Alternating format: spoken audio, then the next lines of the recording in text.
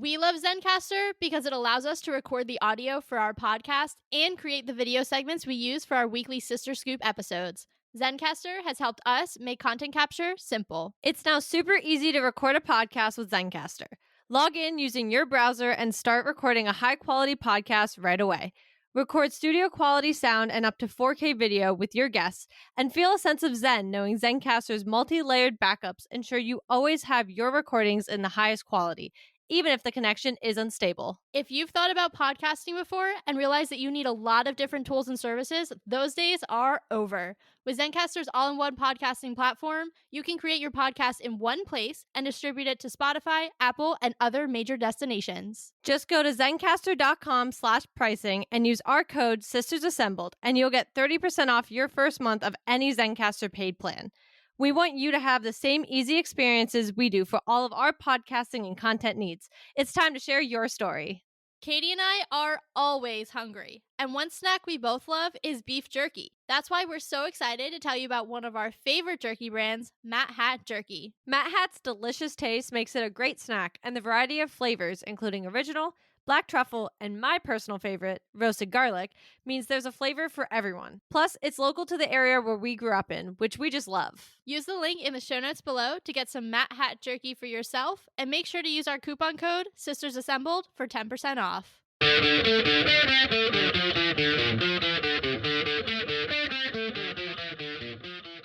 Hello and welcome to Sisters Assembled, your one-stop shop for all things MCU. And today we're going to continue our coverage of Agatha All Along because we just watched episode 4 and we have lots and lots of thoughts about it. So I'm going to keep this intro nice and short, turn it over to Kate, and we're going to dive right into our theories, analysis, and, of course, reactions. Yeah, this was a weird episode for me because while I enjoyed it, one, and I didn't actually go back and look and I meant to, it felt really short. And two, I think in comparison to last episode, it felt like a lot less happened. And maybe that's also because the trial felt really long last time versus the trial. I was like, oh, they're done already. Like, that feels really weird. And I understand that's because there was more plot before and after the actual trial itself. But I liked the episode. It wasn't my favorite of the 4 we've watched so far. I think that's fair. I think what I really liked about the episode, though, is it's so different. Like, I liked that they were like singing. I liked that it felt, it had that 70s vibe going, and it just felt very different from kind of anything that we've really seen to date from Marvel, especially in the shows. And I thought that it was really well executed. So not only did they kind of go outside of, and I'm not saying, the formula, I'm not trying to bring that up. That's not what I'm saying at all. I just think they've gone outside and experimented a little bit. And to me, it was a really successful experiment in that it was entertaining and fun and different and a little bit scary. And I liked all of that. And I thought it was just another kind of notch in their belt that they can do things that are a little different and have success, because I know they catch a lot of heat for some of the experimentation that they have done. Thank you, Eternals. So for that reason, I do want to support and just shout out when they're able to do these experimental episodes or movies and, push the narrative that it's actually a really positive thing versus it being, something negative. Yeah, and I don't disagree. I like the way the show is set up. And again, it's not that I didn't like this episode. I also don't need an episode to look exactly the same. Not an issue for me. I definitely just think as I was watching it, I found myself kind of being like, especially at the end, I was like, wow, that's over already. Or even when the trial ended, I was like, that felt really quick. It also felt like they figured it out really quick, which isn't a bad thing, but I think in the first trial, it feels so much like you don't know what's going on with them versus this one felt a little bit more clear. Again, though, even at the beginning, you knew whose trial it was. Yeah. They made that very clear with the previous on. Like, you knew it was going to be Alice's, so that really wasn't going to be a surprise. And so I think because it was Alice's and you also knew her trial was dealing with being a blood witch. And in her specific case, she is cursed in a generational curse. So I don't think I'm shocked in any way because, we go back to Jennifer's, and Jennifer's dealt with partially how she was bound. That was the hallucination. But it also tested the fact that She's supposed to be a potions witch that doesn't technically have magic, but has also been making these products, which we learn in the second episode, that she claims are all natural. She claims they're all good. They do all these great things. And she's literally being sued because they're not and they're harming people. And it was a test in that way for her. So I think this way of showing the generational curse, while cool, was a little different because it's not really Alice's fault that she is cursed. Yeah. No, that's definitely true. I think to your point, with Jen and her trial too, I think it was also harder for us as an audience because it was the first trial. We didn't even know what to expect. Whereas with this one, I think now when we go into an episode, and you even said this in our episode 3 reactions, well, now we're basically going to get an episode for every witch, right? That's kind of the expectation going in. So I think a lot of us probably went into episode 4 with the expectation of, all right, cool, who's it going to be tonight? And then to your point, it pretty quickly, is clarified that that's going to be Alice. Especially, I mean, we didn't even get in the building and she was like, nope, I'm out of here. Like, Yeah. this is a little too familiar. So, yeah, I think that's the other thing to think about too is it doesn't feel as difficult for them or for us because now we have one under our belt. There's a little bit of a precedent. We can kind of understand, all right, this is what we're supposed to do. Even when the piano popped open, at the end of the trial, they were like, all right, cool, now we know how to leave. Versus last time they were like, a stove, I'm not getting into a stove. I think they and we are all kind of learning as we go.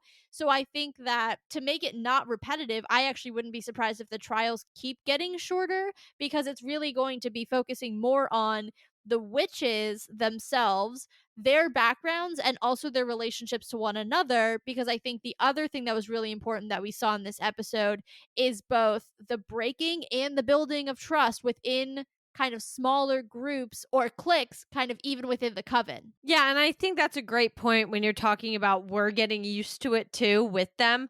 But I would like to say back to what I had been pointing out. I hope like especially Lilia's is longer because I think so far we saw Jennifer's kind of came from a place of dishonesty and shame and it made her face the fact that she had been harming people whether directly or indirectly. And I think actually and maybe I'm reading into her story, but I think some of it is because she doesn't have her magic that she was being tested to actually create a potion correctly because she might have been creating all these things that because she doesn't have her proper magic she is incorrectly finishing them. They're not being done correctly. So I kind of looked at her trial like that, as in it was testing her that you need to do this correctly because everybody will die if you do not. So I think the difference then with Alice is, like I was saying, is hers really isn't a test to her background or her life.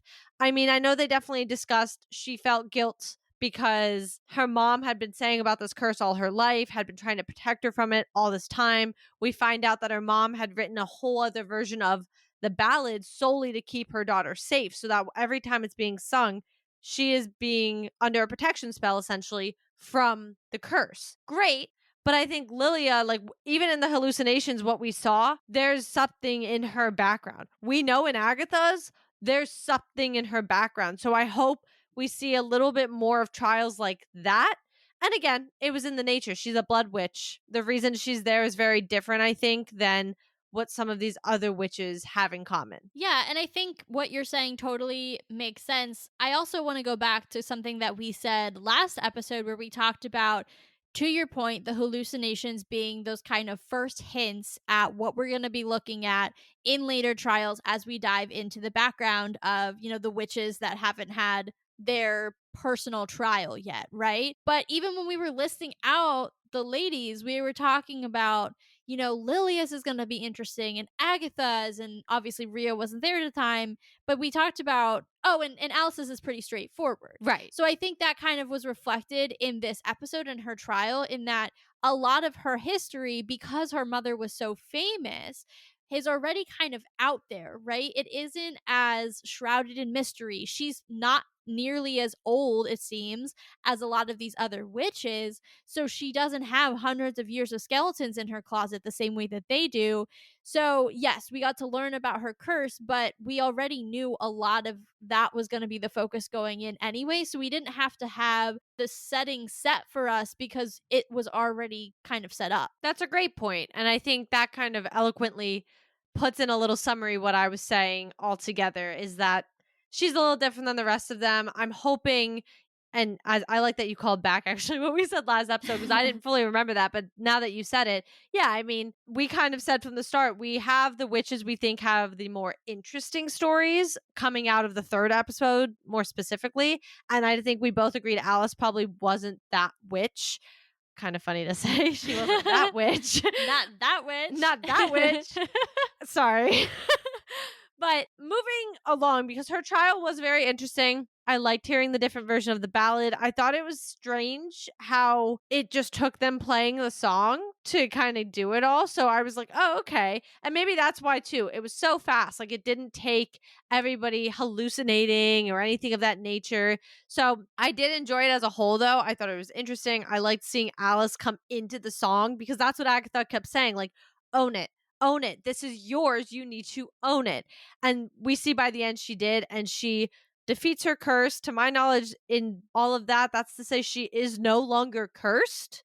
That's what I got from it. Same. But I also was trying to figure out when initially I know Jennifer was one of them that got hit with, I guess, the curse. Agatha at one point gets hit while she's singing, and Lilia gets hit as well. And they have the same scarring that we then see Alice has.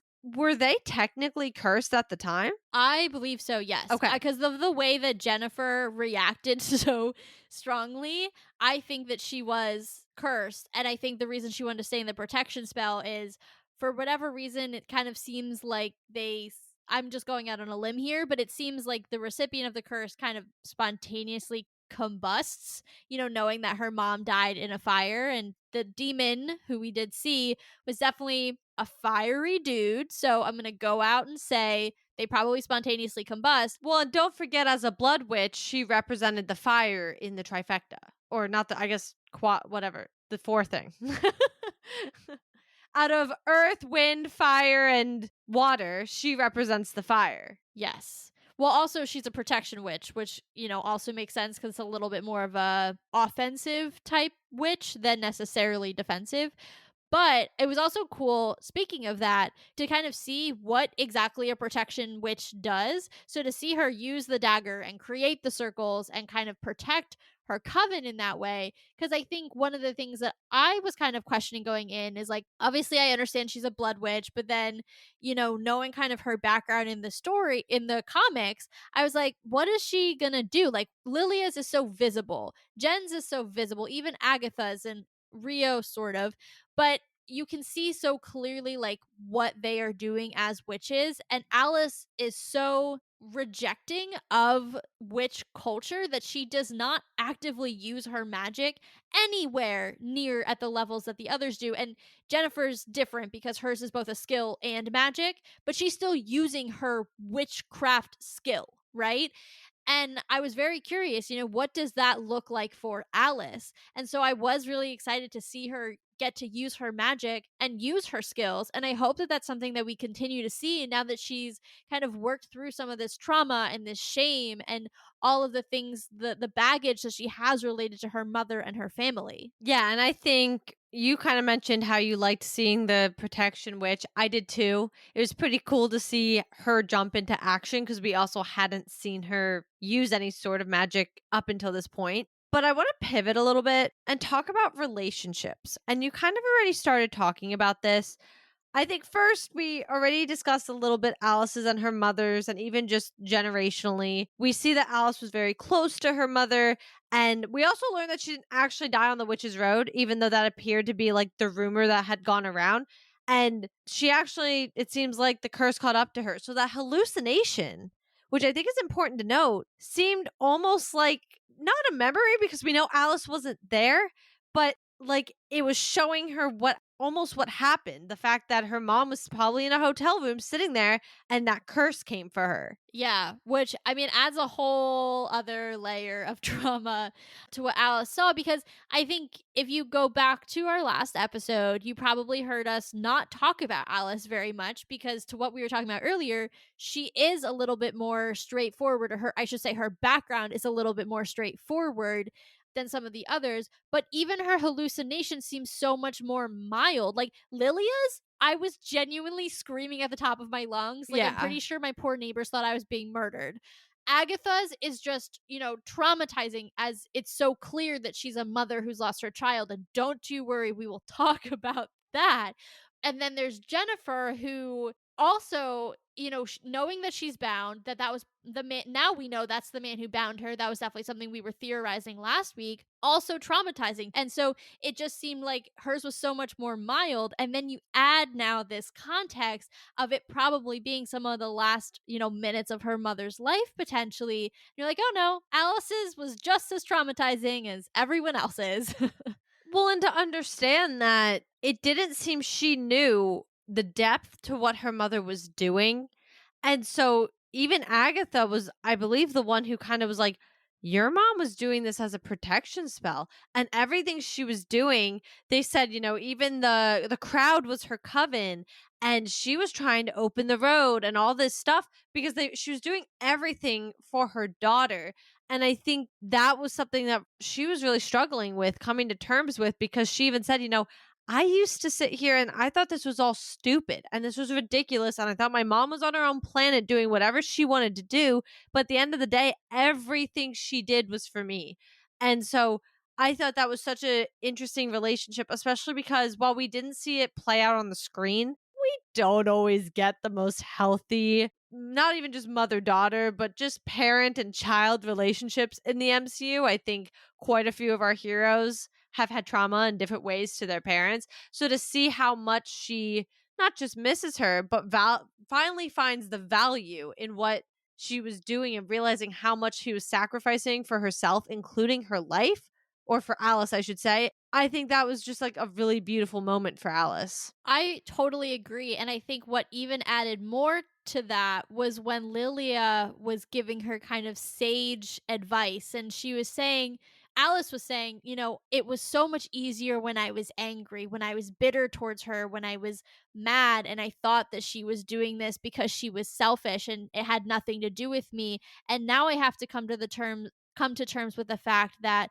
no, that wasn't the case. In fact, it was an incredibly selfless act by a mother, my mother, to ensure my survival the best way and the only way that she knew how, short of getting rid of the curse, which it doesn't seem like she really knew how to do. So she did the next best thing and gave me my best shot at a long life. And now I have to deal with the sadness that comes from that. And she has this beautiful line where she says, but anger is so much easier than sadness. And it's just so, every once in a while, Marvel really just hits you with one of those good lines, right? Like, what is grief but love persevering? I think as time goes on, we're going to start to look at that line from Alice in it's not quite at that level because I mean that line just it hits everybody and everybody has something to relate to that. But Alice's line, I think, is in that kind of pantheon of Marvel having really strong dialogue writing. It's not always that way, but every once in a while there's a line and you're like, yes, this is meaningful. This will touch people. And it's about, grief and hurting and loss and family and how complicated that relationship is. And I love that. I think it's just something that really stuck out to me as being very beautiful. For sure. And I also think it then started to show the relationship starting within the coven. And we do see it then afterwards as well. We see, actually, weirdly enough, Rio's hanging out there as well. I'm not really sure how she got into this little like sisterhood bonding moment, but it's the other three witches of the coven. And just an FYI, guys, yes, we're dancing around the big ones. We'll get there. We're dancing around the big ones. But you could see that they're all starting to truly bond with one another. And I really am starting to hope that I know we were kind of talking about the possibility of nobody surviving. Agatha even says she's the only one who made it off the road. Now, was it Agatha's fault? We don't Real know. questions. We aren't really sure yet what the result of all of that was. But she even says, like, I'm the only one who made it off this road the last time I walked it. We talked about not knowing if we could lose more witches along the way. Alice and Jennifer, as far as I'm concerned, could be on the chopping block. they've done their trials. Anything's up for grabs now. If they die, technically we don't need them anymore on the road. But to see them bonding makes me really hopeful that this coven survives, because they're all covenless. It was brought up even in this show. There's a reason they all don't have a coven, right? But they're seeing each other's worst nightmares. They're seeing each other's guilt and shame. And some people who are not great people could take that and blame others or be angry or whatever. But while they're in these testing trials and they're seeing this, they're supporting each other. Even when they might want to momentarily kill one another, they're supporting one another. And I think that scene, I think they're around like a fire or something of that nature, I think was a really beautiful moment that I hope we see more of. Yeah, I could not agree more. I loved seeing that evolution and I loved seeing the relationships really starting to form, right? I think to your point, last episode, there was a lot of tension. They were starting to pair off in twos and things were getting a little bit better, maybe sort of, where they were starting to bond. But I think in this episode, too, I think one thing that struck me was how affected they all were by Mrs. Hart's death. Not because it was Mrs. Hart, because I don't think most of them really knew her well enough to care all that much, but really by the fact that they were facing their own mortality. That might have been Mrs. Hart in, trial one. That could be any one of them in any of the next upcoming trials, or even just on the road itself, as we saw last episode. They're in Exactly. so much danger. And I think being in a situation like that, you're forced to start to trust and bond with the people around you because your survival is not just your own responsibility, it is the responsibility of the people around you. So if you're being a jerk, they're not necessarily going to be super inclined to help you, but also you have that same reciprocal responsibility to help them survive. It is literally in the most dire of circumstances team building. And I think that's what we got to see last week, even more this week. And then they're starting to bond on this personal level because, to your point, they're seeing some of their deepest, darkest, soul level problems and traumas and things like that. And I will say one of the people who, and I'm not really sure that I'm surprised about this because of the type of witch that she is, but the one who seems to be driving a lot of those relationships is Lilia, which, if you think about divination, she probably has so much empathy because she is seeing things before they're happening. And so that's something that I also wanted to point out because you see in those groups that are forming, she and Jennifer are definitely forming a bond. She has that a couple of beautiful moments actually with Alice. So I think Lilia is slowly becoming kind of the emotional backbone of the coven, and it's around her that those bonds are starting to form. And I'm not entirely surprised, one, because of the type of witch she is and to the points you just made. But also, I think well, she definitely shares some of Patty LaPone's day to day graces and attitudes. I think she also comes across as a very motherly figure Yeah. to all of them. Jennifer and Agatha, to our knowledge, are quite a few decades old. They are not as old as they look. But I'll bet you that Lilia is even older than that. And she's seen some things. I mean, let's not forget her hallucination had people dressed from like solidly probably the 17 or 1800s. Now, again, Salem happened pretty early, but that doesn't change the fact that we can date her pretty far back, most likely. So I think between that and also the hallucination that we believe might be showing that she lost a coven or something of that nature almost makes her inclined to want to take care of the people who she's currently with. Do they all annoy her? Heck yeah. Yeah, I would be annoyed 90% of the time too. But she's there to take care of them because they are her coven now. And I think we're going to find out something really horrible happened to her in the past that makes her feel this sense of loyalty almost to the people around her. Yeah, I think that's such a good point. I'm so excited for her episode. I am too. I would assume it's next episode. I mean, it's either her or I guess Rio might get one because she's sort of in the coven now. But I guess it would make the most sense to leave Rio's and Agatha's to the last two. Fair, fair. So everybody find a buddy to watch next week's episode with because if it's anything like her hallucination, it's going to be scary AF. I'm terrified, but I'm also really excited. Yeah, I am too. I want to double back now. You kind of were saying about to be in this situation, you need to be able to be with trustworthy people.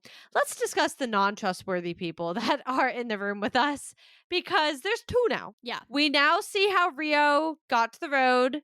Poof goes all those theories of like she's Mrs. Hart or she's not Mrs. Hart, but something else, like whatever. All the wacky theories that we also had our own of didn't happen. Mrs. Hart, as long as we know for right now, dead. So they just summoned a green witch and Rio happened to be hanging out nearby, and that's how she ended up here.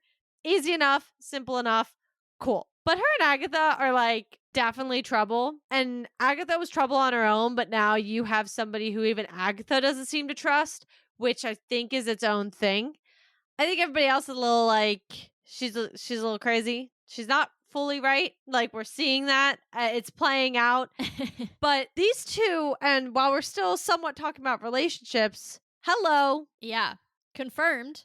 They were a thing. And Rio had something. I mean, okay, this part is not confirmed. Part 2 here that I'm about to say is not confirmed, but I'm going to throw out a conjecture and I think you're going to agree with me. So, part 1, they were definitely lovers. They were together for sure. Part 2, Rio has something to do with her losing her son. That much I definitely believe. It was hinted at very strongly in this episode.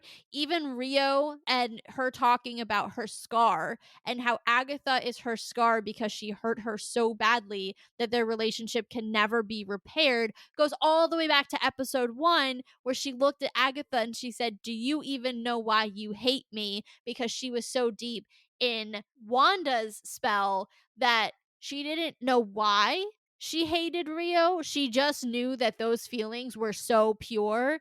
And I think we're starting to finally unearth that a little bit more. I like this little tidbit of information because we have 4 puzzle pieces that I think we just added a 5th to. We know Agatha has a son. We know he could, I shouldn't say we know, we have been hinted he could be an agent of Mephisto. We know Agatha somehow or another got the Darkhold, which has been assumed by Jennifer it was because she gave up said son for the Darkhold, but we might not see that to be true.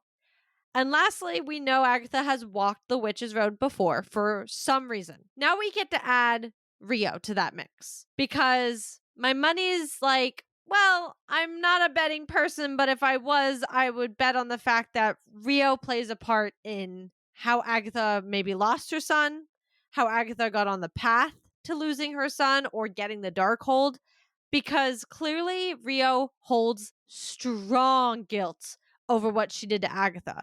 And whatever that is, I truly think it would be strange if it had nothing to do with what we're thinking Agatha's story is going to come out to be. Yeah, I definitely agree. I think even going as far back as trying to get Agatha out of the spell, like she is doing what she can to help Agatha and almost like this is so transactional, but I'm going to say it this way, repay a debt because she feels so bad that she feels like she needs to repay her in some way. And I think that's actually what motivated her to help Agatha get out of Wanda's spell.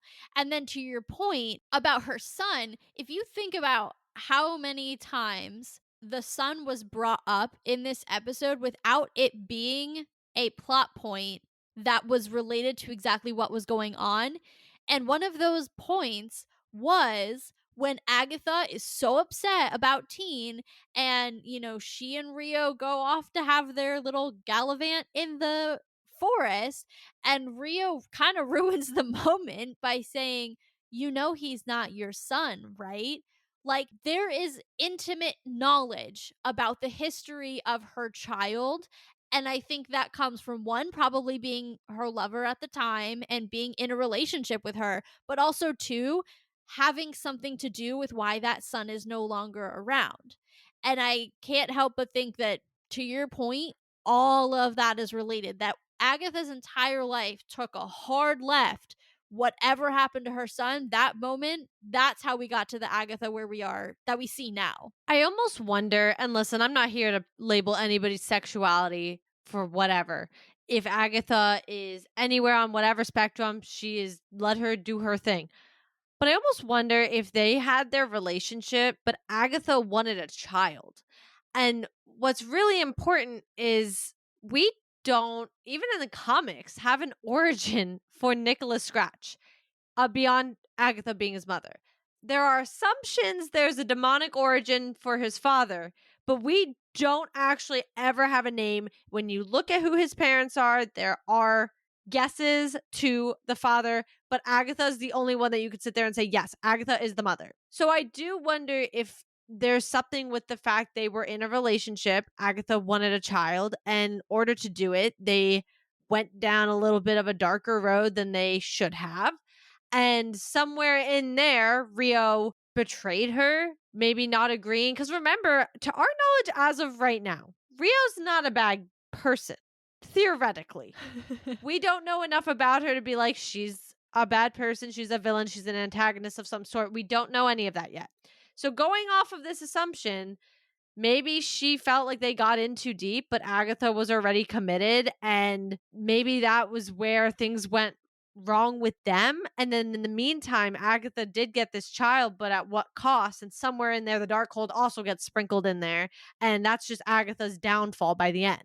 Well, I think, yes, I think that there's a lot to talk about when it comes to what happened. Because I think, to your point, Rio is involved. I think the other thing we have to bring up with Rio, now that she's fully back, is the rumors that she's Lady Death and what that could mean. You know, even in this episode, when they talked about her kind of being the one who takes the bodies of the dead, I think was what they said. You Yeah. know, that kind of lends itself to maybe a little bit of confidence in that theory. So the reason I bring that up is, who is her master? Who is she, you know, doing this for? What is her purpose? Because if she has to, or if she gets into a situation where she has to do something she doesn't want to do, because I think she even says that in her little speech about her scar, is, I didn't want to do it. It was out of my control. It wasn't my choice. And she Yeah. keeps emphasizing that. So at the end of the day, if it's not her choice, whose was it? Is it because she has a duty as Lady Death? Is it because she has to report to someone like Mephisto? I'm not sure. The other option there is, does Agatha make a deal with the devil, to your point, to have the child, and then, you know, doesn't want to pay the debt or whatever? Because obviously it's a deal with the devil. You know, you're going to have to pay something, right? It's not free. Let's all put that out there. So, whatever the price was, maybe she decided she didn't want to pay, or she didn't want to read the fine print, and the price was, yeah, you can have a child, but it's going to be raised by Mephisto. And now Rio's the one who has to take all of that and execute essentially that agreement. I'm going to take what you just said and go a different direction. I think you're going to like it more. You were saying the possibility that Rio works for Mephisto. Guys, this is sounding very WandaVision-y, but just stay with us on this. We've still yet to have an episode where we haven't said Mephisto's name, and I am keeping the streak alive. And that's fine. We won't. But say she does. You were saying Agatha goes to the means that she needs to have this child, but doesn't necessarily need to read the fine print, or doesn't read the fine print and makes the deal with the devil. Say Rio is the one who had to take the child from her, and that is why Agatha walks the witch's road, to either get her child back or get the power to get her child back, therefore being gifted the Darkhold. And that would explain Rio's bitterness towards the Darkhold, and how angry she was when she talks about, oh, well, you've had the Darkhold for so long, to Agatha, because to her, she loved the witch that Agatha was prior to the Darkhold, and because of her own actions, Agatha was forced, in her mind, forced to use the Darkhold, and then became a whole different person. Well, and for Rio, think about it this way. Agatha goes through all this work, theoretically, again, a full theory here, but she goes through all this work possibly to get her child back, to never get her child back, because she becomes entirely corrupted by the Darkhold. And unlike Wanda, who is genuinely, she's got nothing left in her life. Like, there is nothing going for her. She's already an insanely powerful witch. She doesn't need the power itself from the Darkhold. She needed, I guess, the knowledge, really, of it to break some magical laws and things. So she was still driven by her goal because she needed the teachings. She didn't need the power it gave her. For Agatha, she physically needed the power that the Darkhold could give her to keep going. She's a siphon. She does not have her own power. But when you got a magical book, hey, that thing is like millions of thousands of years old, created by the lore of Chthon and chaos magic, like, guess what? That thing can power you up forever. I think the power changed her. I think the reason she went through all this stopped being about her son, and she never actually went looking for him. And I'm sure for Rio, it's like, so not only did I have to cause you the pain that I had to cause you because of XYZ, you never even went for him. You never even went looking for him. And then you became who you became. Well, right. I mean, in essence, to summarize it in one sentence, she lost her son and then she lost herself, and both of those are Rio's fault. Correct. And again, this is our theory running around here. Do I think we wrote the show? Yeah. This is a great storyline, and I think to me this is the best way to align the 5 puzzle pieces now. We see how every part can fit together and play their role. And I think that's what's important. Again, do I know it's right? No, we've got 5 episodes left, ladies and gents. Like, anything can happen, but I do think that's something that we have to think about is Rio plays this part, and depending on who she really is, she might be responsible for the downfall of Agatha. Yeah, which I'm so excited for their 2 episodes because I want to get to the bottom of this so badly. And I want to see the history because, and I'm going to segue so nicely into our probably final relationship, which is we are seeing that Agatha has some very maternal instincts still, despite the fact that she lost her son. And obviously, that's not something you lose through grief, but I think she has stamped them down so hard. I mean, when Mrs. Hart died, she was showing absolutely zero empathy, right? But as soon as Teen was in danger, I mean, true, genuine danger, I mean, Agatha was a mess. Like, she was literally, like, you could see the amount of stress. And I think it brought up this maternal instinct that she has spent so long really trying to shove to the deepest, darkest pits of her soul because it probably dredges up so much pain and loss. Yeah, and I don't think you're incorrect. I also just want to point out, though, that I think some of that comes from, I think there was a part of Agatha starting to think that Teen was hers. Oh, for sure. And obviously, we see that then because Rio's like, he's not. Like, that boy's not yours. But I think before we get that knowledge, because that is the literal last scene of the episode, you do see all the things you were pointing out. And I kind of wonder if Agatha was sitting there thinking, it could be possible. He could be mine. I don't know who he is, but I'm missing a son. You know, the pieces might just work for us right here. So I think there was a lot of that as well, because I think she was starting to project the loss of her son onto him. Oh, for sure. Like you were saying. And she wanted maybe it to be him. After all these years and probably all this hope that has dissipated, she finally started to have it. And I think we saw a really weak spot in Agatha for the first time, especially when she was with Rio. I think we really saw a vulnerability we have not seen in her before. Yeah, and I think it added so much depth to the character because the only time we've ever really seen her vulnerable is she does beg Wanda not to take her power, right? It's the one time we see her genuinely afraid, genuinely asking someone else for something. And in that case, obviously, we know she doesn't get what she wanted, but I think it's also interesting and important to point out she felt that way about her power, right? And she was concerned about that. But now she's feeling that way about another human being and adding a layer of empathy to her that we have never seen before. And I think it just makes her that much more complex. And it also ties really nicely into her hallucination last episode. And I think we're going to start to see more of these opportunities to really understand who Agatha is as we lead into her trial in her episode. Yeah, I don't disagree. I want to just talk about Teen because we all know this is Teen all along for me, as far as I'm concerned. I am so worried about this person and this character. I am, don't get me wrong, intrigued by Agatha, intrigued by the other witches in the coven, intrigued by Rio. But I am so worried about Teen as he lives and breathes. Yes. Because I think I know who this man is, and I am just so worried about where this goes. But I want to talk about first, Agatha talks about the sigil that's on him. And I think on her end, this is kind of what gives her a little bit more hope, because she says, well, like, if the sigil was placed on, like, so anybody who placed sigil on you, it would work on them too. So I think you kind of see it in her a little bit that she's like, maybe it was me. Like, maybe I did this to protect him at some point or whatever. Obviously, I don't think that's true. I actually think Teen put it on himself. I Ooh. think that's exactly what that just proved is that Teen didn't want Agatha specifically to know who he is. And I think she also gives a very interesting note when she says, it'll go away when it's no longer needed. I, listen, was a big fan of saying it was Wanda. And I'm not saying it wasn't Wanda, but theoretically speaking, this is not the Billy that Wanda interacted with at any point.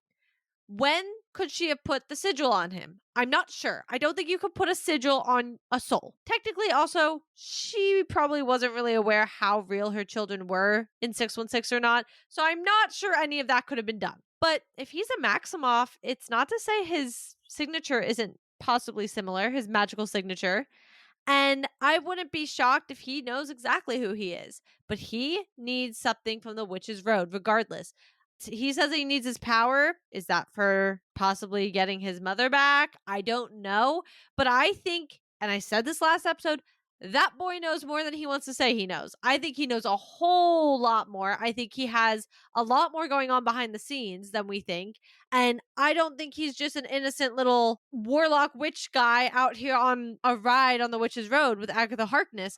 I think he has full intentions behind everything he's doing. You know, I wasn't sure how I felt about that theory when you first brought it up last week, but I will say I was on TikTok and I kept seeing people talking about, him being a little bit more manipulative than we all are led to believe at face value. And let's not forget, Agatha was a huge villain for his mother. Yeah. Like, whether or not he remembers the battle itself, because some form of him, was technically there, he knows Agatha went up against his mom. Yeah. I think if I'm remembering correctly, one of the videos I was watching was talking about how Billy and Tommy were 13 when that happened. And he says last episode to Alice, well, a lot happened when I was 13 too, that his soul knows, or he potentially even consciously knows, that he is the reincarnated soul of Billy Maximoff, and that because of that, he may have, something against Agatha. I think the other thing that they were saying in that video is, well, if you're thinking about 3 years post WandaVision, then he would be 16. So even the math is mathing then at that point. So when I saw that video, I'm pretty sure I sent it to you, Kate, because I was like, let's think about this. Yeah, I was actually going to point out, I didn't watch the video yet, I'm not going to lie, but I was actually going to point out that time-wise, he might be around the right age if 3 years passed. And I would assume he's reincarnated in some way because he didn't actually exist, but maybe the whole idea of the soul being transferred and stuff actually just kind of happened. Like, maybe he hijacked a 13-year-old's body. Well, I think what the video was saying was something that, like, the real Billy Maximoff, and by that I mean, like, the body that he's currently occupying, like, actually got in a car accident, and Billy's, like, soul was, like, out and about, and it, like, boop, into the body. So, yeah, that's one way to do it, I guess. Well, I mean, hey, if that works, it works. But I really do have that theory. I said that before I saw anything else. Just saying, guys, I just have a feeling that this guy knows a little too much.